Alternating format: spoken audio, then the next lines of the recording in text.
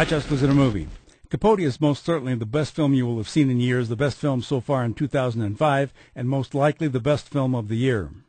It could have swept the Oscars next year in the major categories if only it had one more strong female role. Starring Philip Seymour Hoffman as Truman Capote, it covers the years 1959 to 1965 as he worked on In Cold Blood, his masterpiece that he called a nonfiction novel, and the film is also a masterpiece.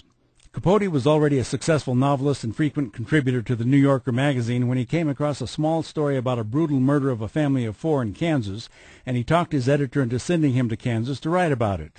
Accompanying him was Harper Lee, played by Catherine Keener, whom Capote calls the only person he knows who can be his researcher and his personal bodyguard. She was a childhood friend of Capote's whose one and only novel, To Kill a Mockingbird, would be published in 1960 and win the Pulitzer Prize. When they arrive in Kansas, the diminutive Capote sticks out like a sore thumb, but soon wins over the confidence of the people he interviews with bribes, lies, and pompous statements like, "I have 94% recall of conversations. I tested myself." However, when the 2 killers are captured, Capote's plans for an article change to an entire book as he becomes close to the murderers and gets involved in their defense. But we also see how he lies and changes his story to get what he wants. In fact, we think, what a cold-hearted little bastard. The film is beautifully shot with striking images, emotional on so many different levels, and its excellence will simply take your breath away. As I said, it's a masterpiece.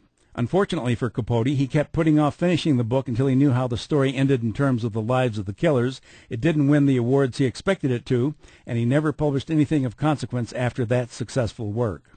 In Cold Blood would be his literary success, but his life's failure.